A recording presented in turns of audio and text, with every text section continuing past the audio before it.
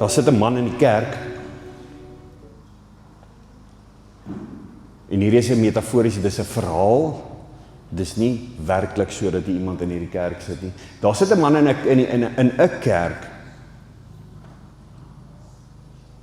en elke dag as hy van die werk afkom, dan drink hy 'n paar glasies brandewyn, want dit help hom om dit wat hier binne hom is, bietjie stil te maak. Dit help hom om te cope met dit waarmee hy nie kan cope nie. En so sit hy elke Sondag na Sondag sit hy met hierdie klomp pyn, sit hy in die bank, en dan gaan hy huis toe, dan is dit Sondagmiddag, dan maak hy of potjie kos, of hy braai vleis vir die gesin, en dan drink hy weer 'n drankie. Want hier is die ongelooflike klomp pyn by hom. En een Sondag toe, hy net so by die kerk se deur wou uitstap, toe keer iemand hom voor en hulle vra van, hoe gaan dit met hom? Ek het hierdie self beleef. En iemand vra vir hom, hoe gaan dit met hom? En hy sê, nee, daai rympie wat ons altyd so op sê, nee, goed en self, dit gaan goed, dankie. Ons hou daarvan om dit te sê, dit gaan goed, dankie met jou. En daai persoon kyk hom stip in die oë en hy vra vir hom, hoe gaan dit regtig met jou?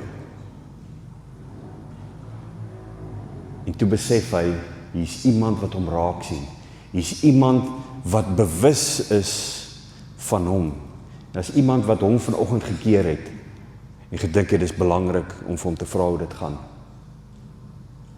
En 'n man breek op die plek in stukke. Ek het myself gesien. Soveel so dat hy nie eers op sy voete kan staan nie. Sit hy op die grond en huil. Want iemand het hom raak gesien. Iemand het besef, iemand het hulp nodig. En daarvan is ek oortuig dat die persoon wat gestuur is, deur die Heilige Gees gestuur is, en hy het hulp gekry, omdat hy net besef het, iemand sien hom raak. Iemand het hom vir 'n slag raak gesien. Mag jy vanoggend in hierdie erediens voel, dat die Here jou raak sien. Mag jy ervaar dat die Here jou raak sien met die goeders wat jy rondloop nie. Dis vanoggend gesels ons oor Jesus wat genees, Jesus wat gesond maak, en dan moet ons onthou dat Jesus het nie behandel nie. Jesus is nie 'n dokter waartoe mense gegaan het en hy simptome behandel nie. En dis wat dokters doen, hulle behandel. Jesus het genees. En daar's 'n redelike groot klemverskil tussen behandeling en genesing. En ons het baie forme waar ons kan behandel word. En dis wonderlik, ons het fantastiese medisyne in ons moderne wêreld vandag, maar ons sukkel met genesing, en ons gesukkel met genesing op 'n groter vlak, want al die trauma wat ons ervaar, en al die stres en al die goed wat ons ervaar, kom sit hier in jou lyf. Dit is wat ek nou hierdie week geleer het op my 3-dae kursus. Al hierdie trauma kom sit hier in jou lyf. En dan word jy siek van die goed. En ons het nodig om te leer hoe om van dit ontslae te raak. Ons het 'n Jesus nodig wat by ons kom staan en kom sê, my kind, ek is lief vir jou, ek sal jou genees. Ek gaan jou nie behandel nie. Ek gaan jou genees. As jy dalk vir my gou my slides kan opsit asseblief. Chris, dankie. Ons tema, 'n radikale Jesus wat mense se lewens radikaal verander, en dan vanoggend 'n Jesus wat genees. Kan almal sien, ja, hy is daar redelik in die donker Afrika goed. 'n Jesus wat genees. Ek lees vanoggend vir ons die teks uit Markus 5 vers 25 tot 34, dit gaan dalk vir jou baie bekende teks wees. Voordat ek hom lees, geleerdes sien hierdie as die mees radikale genesing wat Jesus ooit in sy leeftyd, wat aangeteken is in die evangelies, die mees radikale genesing wat Jesus ooit gedoen het, is hierdie gedeelte. En daarom hou ek hom vanoggend vir julle voor. Julle ken hom, jy weet. Lees gerus saam met my. Gelukkig is hulle wat die woord van die Here hoor en dit ter harte neem en daarvolgens lewe. Markus 5 vers 24 tot 34, daar was ook 'n vrou wat al 12 jaar lank aan bloedvloeiing gely het. Kom ons stop net gou vir 'n oomblik. Jairus se dogtertjie, onthou julle vir Jairus.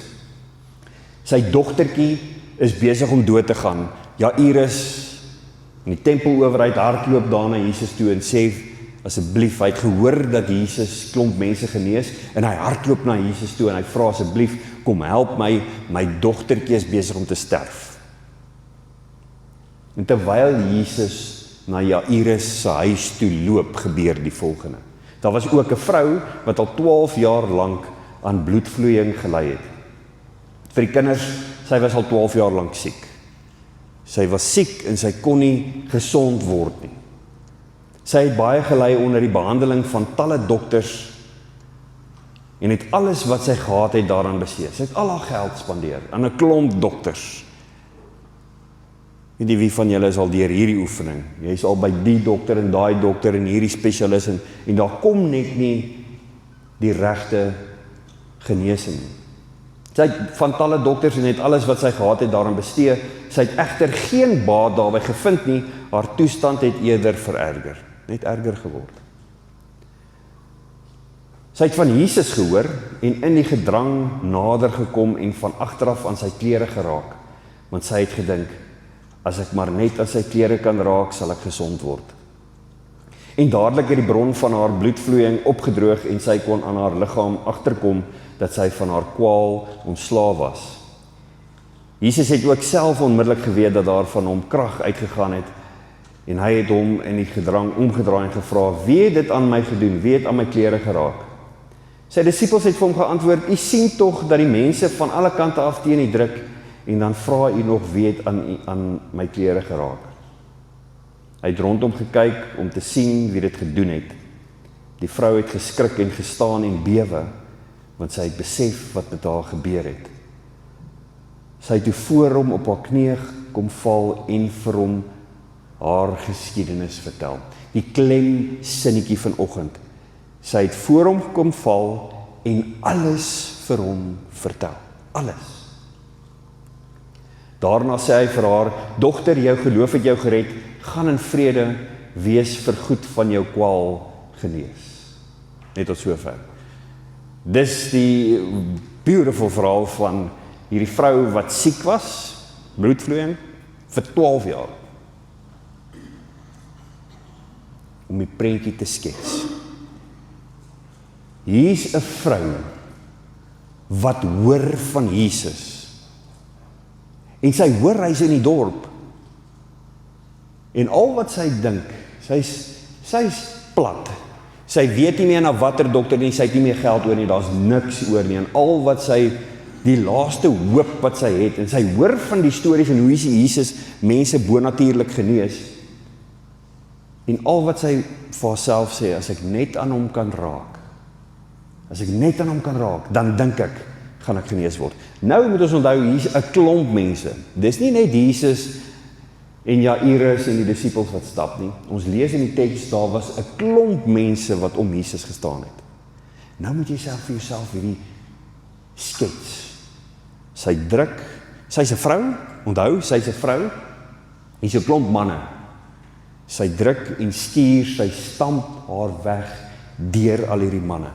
Weet nie of jy jouself al deur so 'n crowd by die rugbyveld of iewers so moes self druk nie. Sy stuur en stamp en werk haar plek so deur hierdie hele crowd.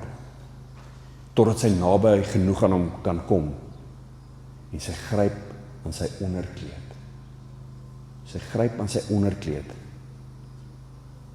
En sy het by haarself gedink, as ek net aan sy kleed ten minste kan vat, ek hoef nie eens aan sy hand te vat nie, as ek net aan sy klere kan vat, dan sal ek genees word. En dit gebeur met haar, dat sy genees word. Hierdie absolute desperate vrou, wat glo, sy sal genees word, as sy net aan Jesus se kleed kan vat, ten minste. Nou, Nou is dit baie belangrik om te onthou wat is die konteks van hierdie teks sodat ons kan verstaan hoekom dit so radikaal is. Ons dink nou, goed, Jesus is God en hy het hierdie absolute krag om te kan genees. So, sy het kan hom gevat, genees, great stuff, gaan huis toe, 100%. Binne die konteks is wat sy gedoen het, taboe. Sy het aan bloedvloeiing gelei, wat beteken dat sy vir 12 jaar, vir 12 jaar lank, is sy onrein. Sy is onrein, volgens die Joodse wette. As jy, as 'n vrou aan bloedvloeiing gelei het, is sy onrein. Niemand mag aan haar raak nie. Niemand mag aan haar raak nie. Niemand mag naby haar kom nie. Dink vir jouself as jy vir 12 jaar moet lewe en jy het geen vorm van human touch nie. Dat dan niemand ooit aan jou raak. Nie eers vir jou 'n drukkie gee nie, nie aan jou hand raak nie, niks. Hulle vermy jou soos die pes. Want jy is onrein.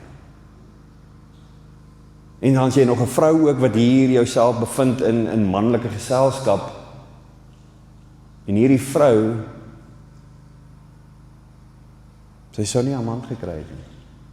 Geen man sou naby haar gekom het nie. Sy sou eenvoudig nie 'n man gekry het nie. Want 'n man kan nie naby haar kom nie. Nou dink ek toe ek hierdie teks lees hoe ongelooflike eensame lewe dit moet wees as jy vir 12 jaar op jou eie bly. Jy kan nie 'n man kry nie. Niemand kom naby jou nie. Niemand raak aan jou nie, want die probleem is die oomblik wanneer hulle aan jou raak, dan word hulle ook onrein. En hier is baie belangrik om te onthou. Die oomblik wanneer iemand aan haar raak, dan word jy ook geklassifiseer as onrein.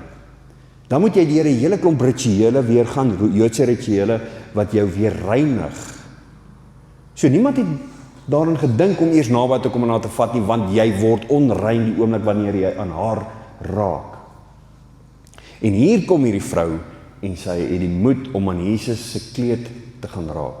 En die oomblik wanneer sy aan Jesus se kleed raak, toe voel Jesus, daar gaan krag uit hom uit en hy stop net daar en hy vra, wie is dit wat aan my geraak het? En die disippels so, toe ek lees die teks en so, hulle is sommer half so 'n bietjie cheeky.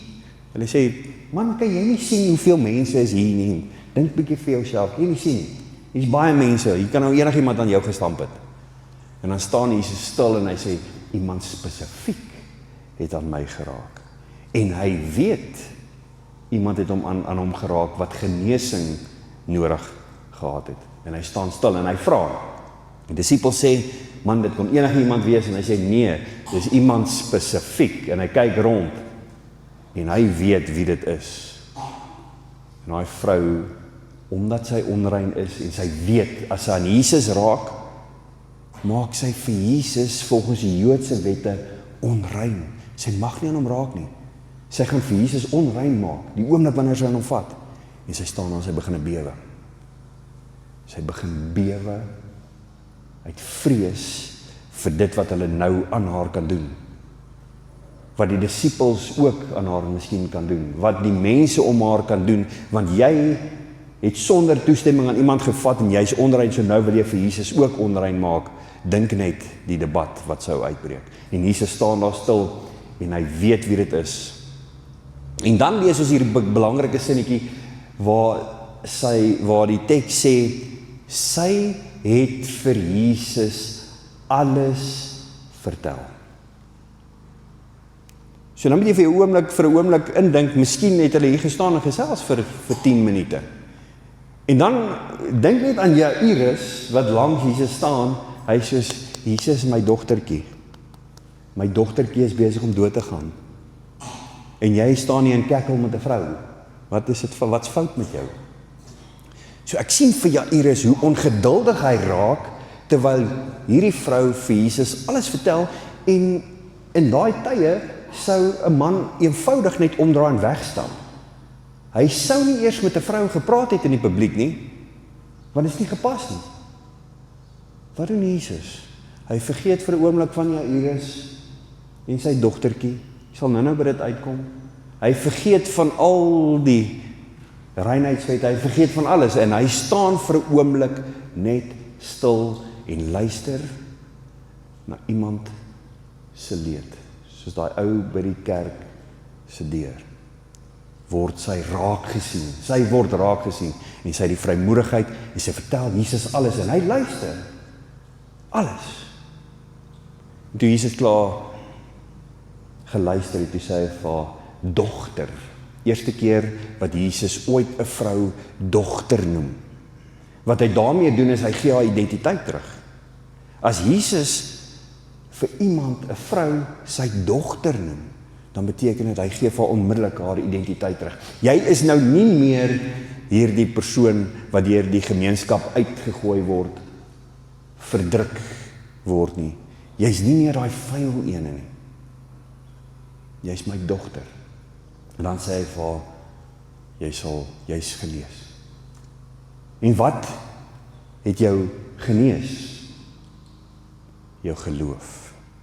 Jou geloof het jou gered, jou geloof het jou genees. En nou dink ons baie keer, miskien het hierdie vrou nou daar gestaan en sy het gesê, Jesus, ek bely dat ek in jou glo, ek weet jy gaan dalk nog doodgaan, hierdie geloofsbelydenis aan Jesus gedoen, sy het dit nie gedoen nie. Geloof in hierdie konteks het alleenlik beteken, sy het met alles in haar hart geglo, dat as sy net aan Jesus kan raak, sal sy genees word. Wat beteken dit?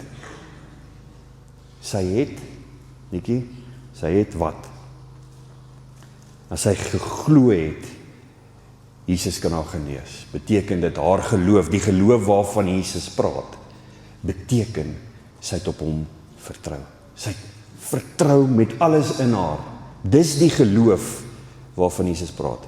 Sy het met alles in haar geglo, dat as ek net aan hom kan raak, sal ek genees. Dis wat geloof. En Jesus sê, daai geloof, daai absolute vertroue dat hierdie kan gebeur, dis die geloof wat jou genees.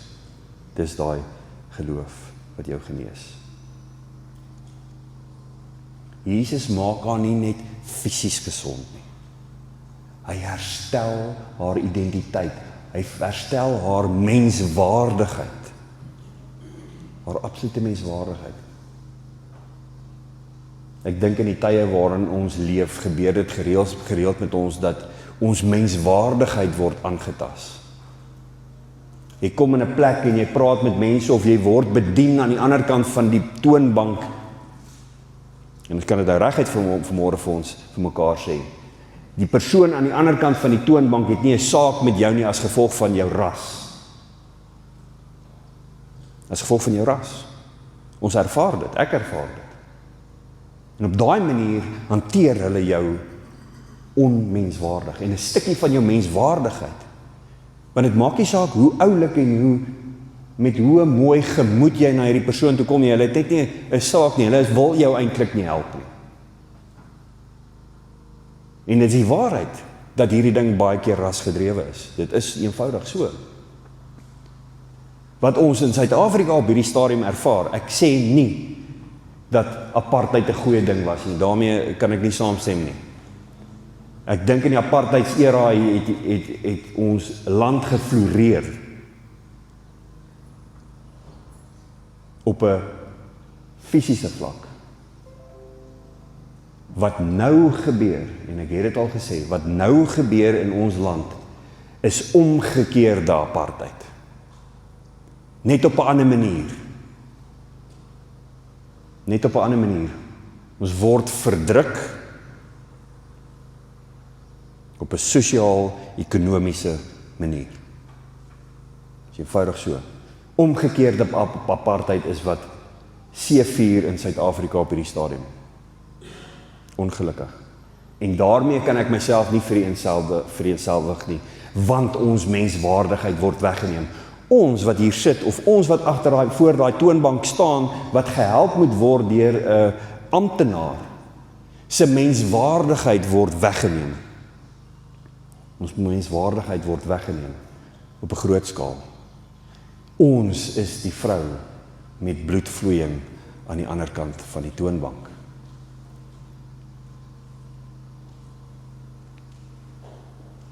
En Jesus is hier om ons menswaardigheid te herstel. Ek hoop dat ons as 'n land op 'n plek kan kom waar ons menswaardigheid weer herstel kan word, waar almal se menswaardigheid weer herstel kan word.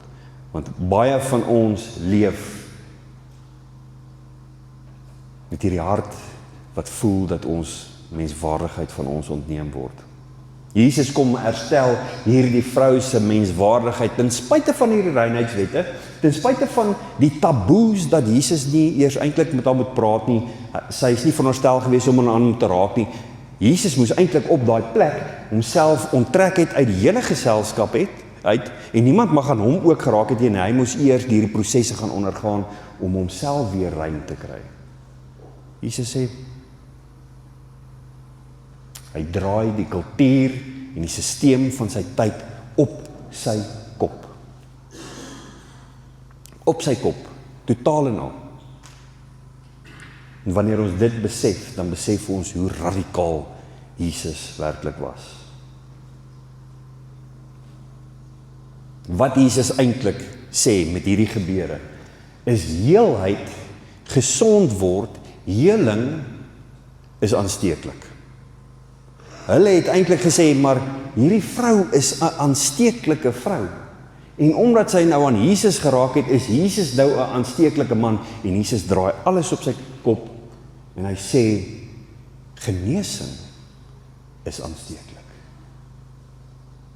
Die manier hoe ons met mekaar werk, die manier hoe ons vir mekaar menswaardigheid teruggee, dit is aansteeklik. Genesing is aansteeklik. Ons skaamte floreer in isolasie. Dis nou groot woorde. Ons skaamte floreer in isolasie. Genesing gebeur wanneer jy gesien word en wanneer jy oopmaak, wanneer jy soos hierdie vrou vir Jesus alles gaan vertel. Sy het gegaan en sy het vir Jesus alles gaan vertel. Wat vra dit van ons? Dit vra van ons om vir iemand alles te vertel. Hier is die moeilike deel. Om vir mense alles, vir iemand wat jy vertrou, alles te gaan vertel, is die teelaarde van genesing. Dis hoe genesing gebeur. Pyn floreer in isolasie. As jy dit by jou in jouself hou, dan floreer dit. Dit bly lewendig. Jesus herstel hierdie vrou se eer. Hy maak haar gesond, hy genees haar en hy noem haar sy dogter. Hy gee haar identiteit weer terug. Haar waardigheid gee hy weer terug. Goed, nou dis baie gesê. Genesing begin by eerlikheid. Jy kan nie genees wat jy wegsteek nie. Jy kan nie genees wat jy wegsteek nie. Sy het hom alles vertel. Waar gebeur genesing? Kwesbaarheid is die geboorteplek vir genesing. Die oomblik wanneer jy jouself op 'n plek kry, en dis waarmee ons manne so sukkel. Ons manne sukkel regtig hiermee, is om jouself kwesbaar te maak, om te sê, maar my vrou, ek struggle met hierdie ding. Ek dink dis die probleem van ons tyd. Wederzijds, man of vrou, loop met goed rond wat hulle nie met hulle vrou of met hulle mans wil deel nie. Want hulle wil nie hulle self, die mooi Engelse woord is vulnerable. Jy wil nie jouself kwesbaar maak nie, jy is nie bereid. Jy sal dit self hanteer, man, ek sal hierdie ding self hanteer. Ek hoef met niemand te praat oor hoe dit met my gaan nie, ek sal die ding self hanteer, want jy is te bang om jouself vulnerable, kwesbaar te maak. En as gevolg daarvan, sukkel jy om genesing te kry. Sukkel ons om genesing te kry. Sy het vir Jesus alles vertel. Ons sukkel om vir ons mans en ons vrouens en ons maas en paas en vir ons vriendes alles te vertel, en dis die een ding wat ons weerhou van genesing. Die oomblik toe sy vir Jesus alles vertel. Haarself kwesbaar maak, vulnerable maak. Toe kom sy op 'n plek waar sy genees kan word. Dit is vir my so mooi dat sy die teks sê, sy het vir Jesus alles vertel.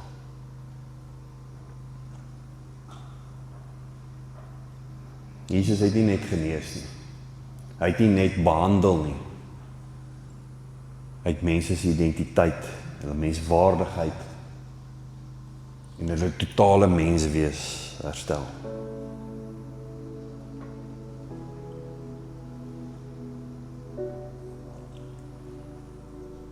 Genesing werk soos hierdie klippie in my hand.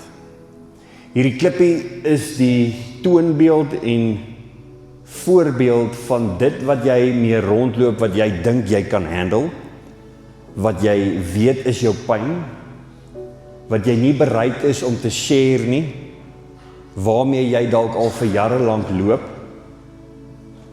dis die klippie. Meeste van ons doen met hierdie ding, wat ons pyn, ons moeilikheid, ons seer mee rondloop, ons maak so met hom. Ons maak so met hom. Nou loop ons met hierdie ding. Ons loop en ons loop en ons loop en ons loop en op 'n stadium maak jy jou hand oop, dan sien jy, hierdie ding is besig om seere te ontwikkel in my hand. Want hoe meer die wêreld vir my moeilik raak, hoe stywer klou ek aan hom vas. Ek is nie bereid om myself vulnerable te maak, kwesbaar te maak om te sê, maar hierdie is 'n probleem. Ek moet vir Jesus alles vertel. Ek moet vir iemand alles vertel, sodat ek op 'n plek kan kom van genesing. In ons tyd, waarin ons nou leef en in die verlede nog erger, mans gaan nie na beraders toe nie. Hulle gaan nie na 'n sielkundige toe nie, hulle gaan nie na 'n berader toe nie, want daar's niks met my fout nie. Ek praat met niemand nie, daar's niks met my fout nie. Want as mans na 'n berader of 'n sielkundige toe gaan, dan beteken dit jy's weak. Dis die sosiale norm hoe ons manne dit baie keer sien. Selfs vrouens, maar veral ons manne. So nou loop ons manne en almal loop met hierdie ding wat ons seer en pyn en wat ook al die kwaal mag wees, so. Soos 'n Hitlerhand klou jy aan hom vas. En die seere en die letsels binne in jou hand word net al hoe groter. In die oomblik wanneer jy bereid is om vir iemand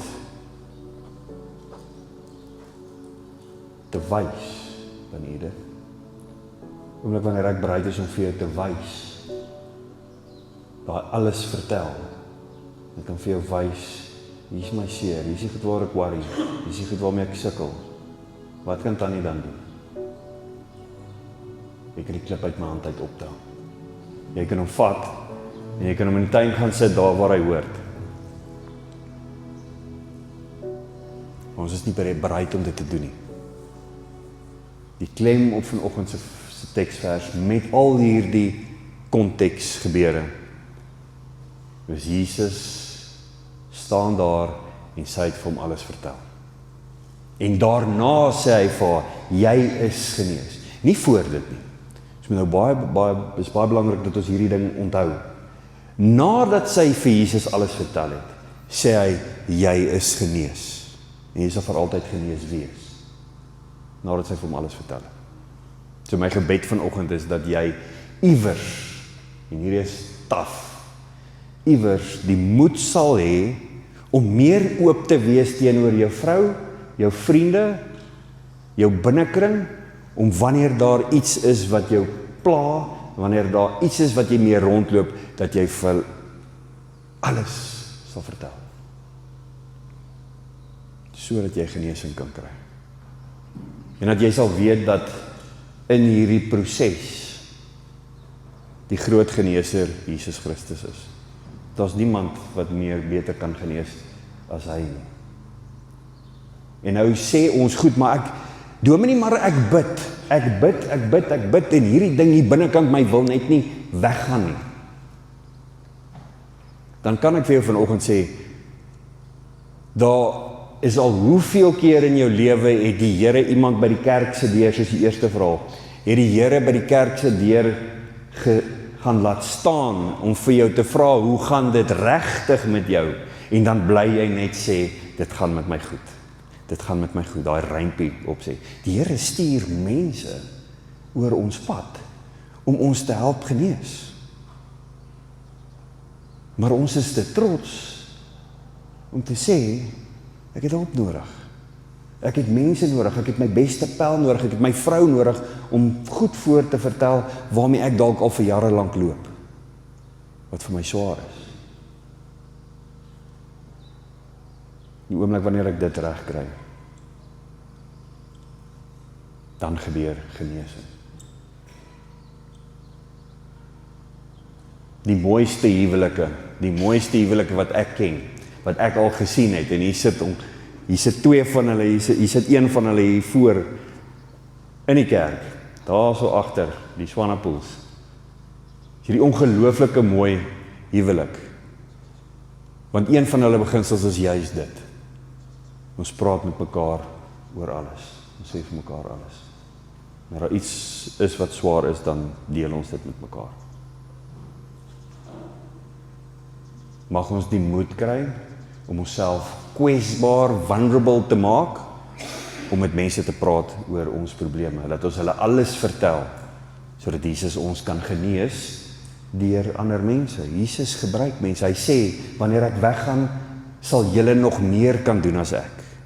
Julle beteken Dawie, beteken John, dit beteken elkeen van ons wat hier sit, julle sal nog meer kan doen as ek. So as ons ooit gedink het dat ons nie vir mense kan help nie, dan moet ons weer daaroor dink, want Jesus sê, julle sal nog meer kan doen as ek, want ek stuur my Heilige Gees om julle te kom help. En ons besef dit nie noodwendig, dat ons mense kan help, soos wat Jesus mense gehelp het nie. Hy sê dit, prontuit, julle sal mense kan help, net soos ek hulle gehelp het, eintlik nog meer, want die Heilige Gees sal met julle wees. Ek bid dat elkeen van ons ook sensitief sal raak vir mense, dat die Heilige Gees ons sal help om mense raak te sien, soos by die deur, soos die man in die begin by die deur, om mense raak te sien wat swaar trek. Oë is die vensters van die siel, en baie keer kan mense in iemand se oë sien, of hulle swaar trek of nie, maar baie keer ignoreer ons dit. Ons kan sien iemand trek swaar, ons kan sien iemand gaan deur 'n moeilike tyd, ons kan sien hy sê, of sy sê, dit gaan goed met my, en met jou, maar ons kan sien in hulle oë, dit gaan nie met hulle goed nie.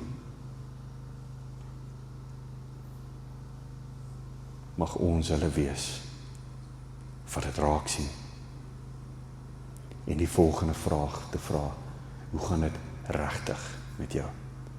Sodat Jesus ons kan gebruik as disippels van genesing. Amen. Kom ons bid saam.